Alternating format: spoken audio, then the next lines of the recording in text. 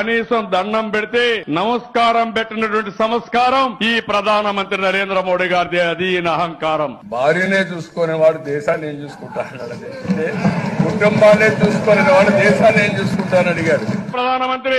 నేనేదో వాచ్యమ్యాన్ అంటాడు, ఈయన వాచ్యమ్యాన్ కాదు, దగాకోరుగా తయారయ్యాడు. నరేంద్ర మోడీ కరుడుగట్టిన ఉగ్రవాది, మంచివాడు కాదు. నరేంద్ర మోడీ ఈ దేశం ఉండడానికి అర్హత లేదు.